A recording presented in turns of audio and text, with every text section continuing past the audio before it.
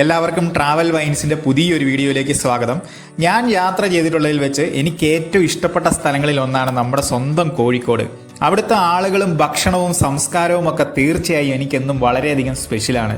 കോഴിക്കോട് നഗരത്തോട് ചേർന്ന് ഒരു 10 കിലോമീറ്റർ ചുറ്റളവിലുള്ള പ്രധാനപ്പെട്ട 10 ടൂറിസ്റ്റ് സ്പോട്ടുകളുടെ കാഴ്ചകളും ടൂറിസ്റ്റ് ഇൻഫർമേഷനുമാണ് ഈ വീഡിയോയിൽ ഉൾപ്പെടുത്തിയിരിക്കുന്നത്. ആദ്യമായി കോഴിക്കോട് വരുന്നവർക്കുള്ള ഒരു ഇൻഫർമേഷൻ വീഡിയോ ആണിത്.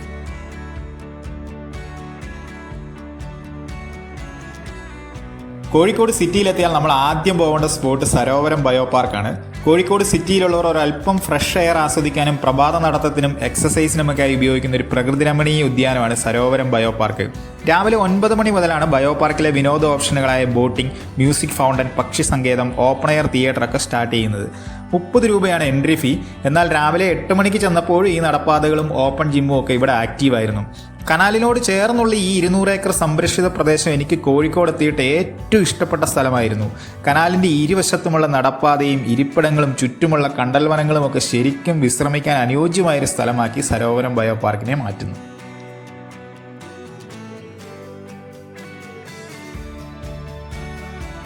സരോവരത്തെ ഫ്രഷ് എയറൊക്കെ ആസ്വദിച്ച ശേഷം ഞാൻ നേരെ പോയത് പഴശ്ശിരാജ ആർക്കിയോളജിക്കൽ മ്യൂസിയത്തിലേക്കാണ്. കോഴിക്കോട് ഈസ്റ്റ് ഹില്ലിലാണ് ഈ മ്യൂസിയം സ്ഥിതി ചെയ്യുന്നത്. രാവിലെ 9 മണി മുതൽ 1 മണി വരെയും ഉച്ചതിരിഞ്ഞ് 2 മണി മുതൽ 4:30 വരെയും നമുക്ക് മ്യൂസിയത്തിൽ പ്രവേശിക്കാൻ കഴിയും. 25 രൂപയാണ് എൻട്രി ഫീ. ക്യാമറ ഉപയോഗിക്കുന്നവർക്ക് ഒരു 15 രൂപ കൂടെ അധികമായിട്ട് നൽകേണ്ടി വരും. സംസ്ഥാന പുരാവസ്തു വകുപ്പിന്റെ നിയന്ത്രണത്തിലുള്ള ഈ മ്യൂസിയത്തിൽ പുരാതന വെങ്കലങ്ങൾ, പുരാതന നാണയങ്ങൾ, ക്ഷേത്രങ്ങളുടെ മാതൃകകൾ, നന്നങ്ങാടി പോലുള്ള ശവത്തൊട്ടികൾ മുതലായവ കാണുവാൻ കഴിയും. ബ്രിട്ടീഷ് പട്ടാളക്കാർ ഉപയോഗിച്ചിരുന്ന യുദ്ധായുധങ്ങളുടെ ശേഖരവും ബ്രിട്ടീഷ് ഫ്രഞ്ച് സൈനികരുടെ ഔദ്യോഗിക തൊപ്പികളുമൊക്കെ മ്യൂസിയത്തിലുണ്ട്. പഞ്ചലോഹ പ്രതിമകളും ശിലാരൂപങ്ങളും പല്ലക്കുകളുമൊക്കെ അടങ്ങിയ പഴശ്ശിരാജ മ്യൂസിയം കോഴിക്കോട് എത്തിയാൽ ഒരിക്കലും മിസ് ചെയ്യരുത്. കൃഷ്ണമേനോ മ്യൂസിയവും ഇതിനോട് ചേർന്ന് തന്നെയുണ്ട്. പക്ഷേ ഇപ്പോൾ അറ്റകുറ്റപ്പണികളൊക്കെ നടക്കുന്നതുകൊണ്ട് അത് അടച്ചിട്ടിരിക്കുകയാണ്. പഴശ്ശിരാജ മ്യൂസിയത്തിലെ കാഴ്ചകൾക്ക് ശേഷം ഞാൻ നേരെ പോയത് തീരം ബ്ലിസ് പാർക്കിലേക്കാണ്. മ്യൂസിയത്തിൽ നിന്ന് ഒരു 2 കിലോമീറ്റർ മാത്രമാണ് ബ്ലിസ് പാർക്കിലേക്കുള്ള ദൂരം. കോഴിക്കോട് വെസ്റ്റ് ഹില്ലിലാണ് തീരം ബ്ലിസ് പാർക്ക് സ്ഥിതി ചെയ്യുന്നത്. ഇവിടെ പ്രവേശിക്കാൻ എൻട്രി ഫീ ഒന്നും കൊടുക്കേണ്ടതില്ല. എൻട്രി ഗേറ്റിൻ്റെ അടുത്ത് തന്നെ ചെറിയൊരു കഫേയൊക്കെ ഉണ്ട്. ബീച്ചിനോട് ചേർന്ന് വിശ്രമിക്കാൻ വളരെ സ്വസ്ഥമായ ഒരു സ്ഥലം എന്ന നിലയ്ക്കാണ് തീരം ബ്ലിസ് പാർക്ക് ശ്രദ്ധയാകർഷിക്കുന്നത്. കടൽക്കാറ്റൊക്കെ ഏറ്റ് വിശ്രമിക്കാൻ ഒരുപാട് ഇരിപ്പിടങ്ങളും കുട്ടികൾക്ക് കളിക്കാനുള്ള ചെറിയ പ്ലേ ഏരിയയും മേൽക്കൂരയുള്ള ചെറിയ മണ്ഡപങ്ങളും തീരം ബ്ലിസ് പാർക്കിൻ്റെ പ്രത്യേകതയാണ്. നമ്മുടെ കോഴിക്കോടെന്ന് എഴുതി സെറ്റാക്കിയിരിക്കുന്ന ഒരു സെൽഫി കോർണർ കൂടി പാർക്കിലുണ്ട്. കോഴിക്കോടിൻ്റെ സ്പെഷ്യൽ പാനീയമായ ഐസ്വരതി സ്റ്റാളും ബീച്ചിനോട് ചേർന്ന് തന്നെയുണ്ട്. തിരമാലകളൊക്കെ കണ്ട് ഐസ്വരതിയൊക്കെ കുടിച്ച് കടൽക്കാറ്റേറ്റ് വിശ്രമിക്കാൻ ആഗ്രഹിക്കുന്നവർക്ക് തീരം ബ്ലിസ് പാർക്ക് നല്ലൊരു ഓപ്ഷനാണ്. ബ്ലിസ് പാർക്കിൽ നിന്ന് ഞാൻ നേരെ പോയത് ഇന്റർനെറ്റിൽ കൂടി കേട്ടറിഞ്ഞ ഒരു പ്രസാദിയേട്ടൻ്റെ ദീപാഞ്ജലി ലാം മ്യൂസിയം കാണാൻ വേണ്ടിയാണ്. 100 രൂപയാണ് ഇവിടുത്തെ എൻട്രി ഫീ. നമുക്കെല്ലാവർക്കും ഓരോ ക്രേസ് ഉണ്ടാവും അല്ലേ? എന്നാൽ കോഴിക്കോട് പുതിയങ്ങാടിയിലുള്ള പ്രസാദിയേട്ടൻ്റെ ക്രേസ് എന്താണെന്ന് വെച്ചാൽ റെയർ പീസുകൾ, വിളക്കുകൾ പല സ്ഥലങ്ങളിൽ യാത്ര ചെയ്ത് അവിടുന്ന് കളക്ട് ചെയ്തുകൊണ്ട് വന്ന് വീട്ടിൽ സൂക്ഷിക്കുക എന്നുള്ളതാണ്. ഒരുപാട് സ്ഥലങ്ങൾ യാത്ര ചെയ്ത് റിസർച്ച് ചെയ്ത് റെയർ പീസ് വിളക്കുകൾ ലക്ഷക്കണക്കിന് രൂപ മുടക്കി വീട്ടിൽ സൂക്ഷിച്ച് അത് മ്യൂസിയമാക്കി മാറ്റി വിളക്കുകളുടെ മനോഹര ശ്രേണികൾ ജനങ്ങളെ കാണിക്കുന്ന ഈ ചേട്ടനെ കാണാതിരിക്കാൻ പറ്റില്ലല്ലോ. ഈജിപ്ഷ്യൻ, റോമൻ, സിന്ധു നദീതട നാഗരികതകൾ തുടങ്ങി പുരാതന കാലത്തെ വിളക്കുകളും കളക്ഷൻ ഗംഭീരമാക്കുന്നു.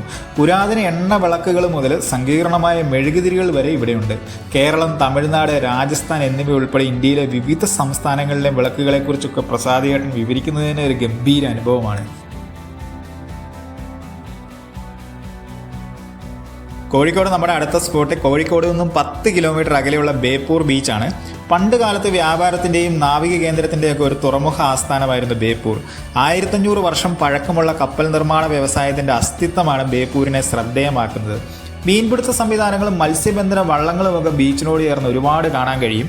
ഇവിടുത്തെ ഏറ്റവും വലിയ പ്രത്യേകത ചെറിയ തറയോടുകളൊക്കെ പതിച്ച് ബീച്ചിനോട് ചേർന്നിട്ടുള്ള തീരം നന്നായിട്ട് സംരക്ഷിച്ചിട്ടുണ്ടെന്നുള്ളതാണ്. എന്നാൽ ഈ സംരക്ഷിച്ച ഭാഗത്തിൻ്റെ താഴെ ഇറങ്ങിയിരുന്ന് മീൻ പിടിക്കുന്നവരുടെ കാഴ്ചയും ബീച്ചിൽ ഒരുപാട് കാണാൻ കഴിഞ്ഞു.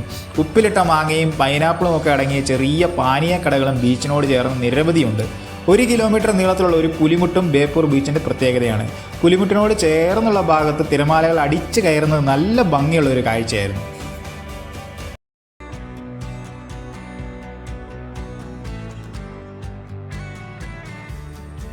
ബേപ്പൂർ ബീച്ചിൻ്റെ ഭംഗിയൊക്കെ ആസ്വദിച്ച ശേഷം ഞാൻ നേരെ പോയത് പ്ലാനറ്റോറിയത്തിലേക്കാണ്. കോഴിക്കോട് പുതിയ ബസ് സ്റ്റാൻഡിൻ്റെ അടുത്ത് തന്നെയാണ് പ്ലാനറ്റോറിയം. വ്യൂവിംഗ് ഗാലറിക്ക് 40 രൂപയും പ്ലാനറ്റോറിയം ഷോയ്ക്ക് 55 രൂപയും 3D ഫിലിം ഷോയ്ക്ക് 35 രൂപയാണ് ഇവിടുത്തെ പ്രവേശന ഫീസ്. രാവിലെ 10 മുതൽ വൈകിട്ട് 6 വരെ ഇവിടെ പ്രവേശിക്കാൻ സാധിക്കും.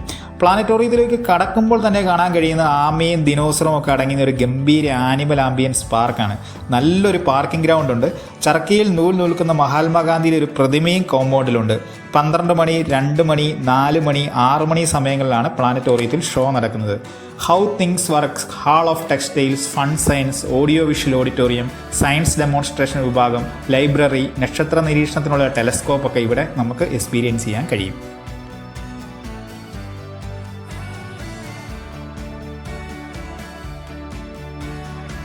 കോഴിക്കോട് നമ്മുടെ അടുത്ത സ്പോട്ട് മലബാർ ബൊട്ടാണിക്കൽ ഗാർഡൻ ആണ്. നഗരത്തിൽ നിന്ന് 8 കിലോമീറ്റർ അകലെ ഒളവണ്ണയിലാണ് ബൊട്ടാണിക്കൽ ഗാർഡൻ സ്ഥിതി ചെയ്യുന്നത്.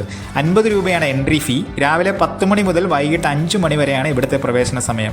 മെഡിസിനൽ ഗാർഡനും ഹെർബൽ ട്രീസും സ്പൈസസ് ഗാർഡനും സെൻട്രൽ നഴ്സറിയും ഒക്കെ ബൊട്ടാണിക്കൽ ഗാർഡനിൽ മസ്റ്റായിട്ട് എക്സ്പീരിയൻസ് ചെയ്യേണ്ടതാണ്. ഗാർഡൻ്റെ ഏറ്റവും മുകളിൽ ഒരു ചെറിയ പൂന്തോട്ടവും നമുക്ക് കാണാൻ കഴിയും. ഒരു അക്വാട്ടിക് പ്ലാന്റ് കൺസർവേറ്ററിയും ജിംനോസ്പേം സെക്ഷനും ഹോർട്ടസ് വാലിയും ഒക്കെ ബൊട്ടാണിക്കൽ ഗാർഡൻ്റെ പ്രധാന കാഴ്ചകളാണ്. ഇൻഡോർ സസ്യങ്ങളുടെ വലിയൊരു ശേഖരവും ബൊട്ടാണിക്കൽ ഗാർഡനിലുണ്ട്. പക്ഷേ ഇവിടെ എത്തിപ്പെടുന്നത് വലിയൊരു ടാസ്ക്കാണ്. കാരണം ഇങ്ങോട്ട് ഡയറക്റ്റ് ബസ് സർവീസ് ഒന്നും തന്നെ ഇല്ല.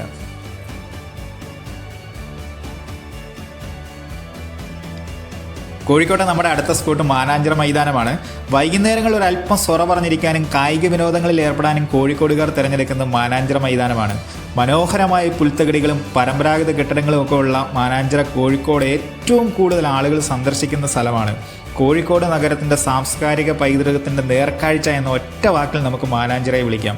വൈകുന്നേരം 3:30 മുതലാണ് പാർക്ക് ഓപ്പൺ ചെയ്യുന്നത്. എന്നാൽ ഇതിനോട് ചേർന്നുള്ള അൻസാരി പാർക്ക് രാവിലെയും ഒക്കെ തുറന്നിരിക്കാറുണ്ട്.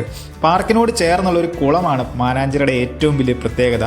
ഈ കുളത്തിൻ്റെ സൈഡിൽ കൂടെയുള്ള നടപ്പാതയിലൂടെ നടക്കുന്നത് തന്നെ ഒരു നൊസ്റ്റാൾജിക് ഫീലാണ്. മൈതാനത്തിലുള്ള ഒരുപാട് ഇരിപ്പിടങ്ങൾ മാനാഞ്ചിറയ്ക്ക് എത്ര ആളുകൾ വന്നാലും അക്കോമഡേറ്റ് ചെയ്യാനുള്ള കേപ്പബിലിറ്റി നൽകുന്നുണ്ട്. ചെറിയൊരു ബാസ്കറ്റ്ബോൾ കോർട്ടും ഓപ്പൺ ജിമ്മും ഒക്കെ മൈതാനത്തിലുണ്ട്. അതുകൊണ്ട് തന്നെ കായികപരമായും വിനോദപരമായും മാനാഞ്ചിറയ്ക്ക് വലിയ പ്രസക്തിയാണുള്ളത്. കോഴിക്കോട് എത്തുമ്പോൾ അതുകൊണ്ട് മാനാഞ്ചിറ സ്ക്വയർ ഒരിക്കലും മിസ് ചെയ്യരുത്.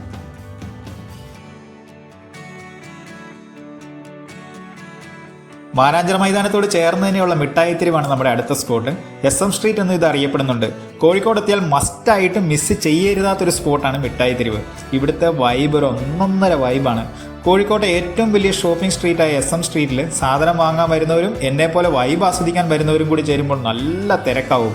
മിഠായിത്തെരുവിൽ എന്തുണ്ട് എന്ന് ചോദിക്കുന്നതിനേക്കാൾ എന്തില്ല എന്ന് ചോദിക്കുന്നതാവും ബെറ്റർ. എങ്കിലും മെയിൻ ആയിട്ടുള്ളത് കോഴിക്കോട് ഹൽവയും സ്വീറ്റ്സും ഒക്കെയാണ്. മറ്റ് ജില്ലകളിൽ നിന്ന് വരുന്നവർ ഏറ്റവും കൂടുതൽ വാങ്ങുന്നത് ഇത് തന്നെയാണ്.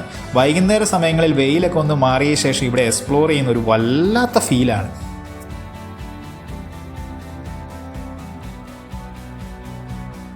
കോഴിക്കോട് സിറ്റിയോട് ചേർന്നുള്ള നമ്മുടെ അവസാനത്തെ സ്പോട്ട് കോഴിക്കോട് എത്തിയാൽ എല്ലാവരും എക്സ്പ്ലോർ ചെയ്യുന്ന കോഴിക്കോട് ബീച്ചാണ്. കോഴിക്കോട് പുതിയ ബസ് സ്റ്റാൻഡിൽ നിന്ന് 2 കിലോമീറ്റർ മാത്രം അകലെയാണ് കോഴിക്കോട് ബീച്ച്. വൈകുന്നേരം ഒരു 5 മണി കഴിഞ്ഞ് ഇവിടെ എത്തിയ ഒരു പ്രത്യേക ലോകമാണ് ഇവിടം. ബീച്ചിനോട് ചേർന്ന് തന്നെയുള്ള ഇരിപ്പിടങ്ങളും ഫോട്ടോ പോയിന്റും ഒക്കെ ഇവിടെ എത്തുന്നവർ മാക്സിമം എക്സ്പ്ലോർ ചെയ്യുന്നുണ്ട്. ഈ ഇരിപ്പിടങ്ങളിലൊക്കെ ഇരുന്ന് കടൽ തിരമാലകൾ ആസ്വദിക്കാൻ ബീച്ചിൽ നല്ല തിരക്കാണ്. ബേപ്പൂർ ബീച്ചിലെ പോലെ തന്നെ നിറയെ കച്ചവടക്കാരുള്ളൊരു ഏരിയയാണ് ഒരു ഭാഗത്ത്. ഐസ്ക്രീമും ഐശ്വര്യതയും കോഴിക്കോടിൻ്റെ സ്വന്തം കല്ലുമ്മക്കായും ഒക്കെ ഇവിടെ ആസ്വദിക്കാൻ കഴിയും. കടൽ തിരകളിൽ കളിച്ചു തിമിർക്കുന്ന ഒരു കൊച്ചുകുട്ടിയുടെ കാഴ്ച എന്നെ ഒരുപാട് ആകർഷിച്ചു. നല്ല രസമായിരുന്നു ക്യൂട്ടായിട്ടുള്ള കുട്ടി കടൽ തിരമാലകളുമായിട്ട് കളിക്കുന്നത് കാണാൻ. സെൽഫി എടുക്കാനും സൊറ പറഞ്ഞിരിക്കാനും ഒക്കെ ഒരുപാട് സ്പോട്ടുകൾ ഈ ബീച്ചിൽ തന്നെ ഉണ്ട്. ഈ പ്രധാനപ്പെട്ട 10 സ്പോട്ടുകളാണ് കോഴിക്കോട് സിറ്റിയോട് ചേർന്ന് നമുക്ക് എക്സ്പ്ലോർ ചെയ്യാനുള്ളത്. ശരിക്കും 2 ദിവസം ഉണ്ടെങ്കിൽ ഈ 10 സ്പോട്ടുകൾ നമുക്ക് നന്നായി എൻജോയ് ചെയ്ത് ആസ്വദിച്ച് നമുക്ക് എക്സ്പ്ലോർ ചെയ്യാൻ പറ്റും. പക്ഷേ സമയമില്ലെങ്കിൽ ഒരു ദിവസം കൊണ്ടാണെങ്കിലും ഓടിച്ചിട്ട് നമുക്ക് ഈ സ്പോട്ടുകൾ തീർക്കാൻ പറ്റും. ഈ 10 സ്പോട്ടുകളും എല്ലാവർക്കും ഇഷ്ടപ്പെട്ടു എന്ന് വിശ്വസിക്കുന്നു. വീഡിയോ ഇഷ്ടപ്പെട്ടാൽ മാത്രം എല്ലാവരും സബ്സ്ക്രൈബ് ചെയ്യുക, സപ്പോർട്ട് ചെയ്യുക. പുതിയൊരു വീഡിയോയുമായിട്ട് നമുക്ക് വീണ്ടും കാണാം.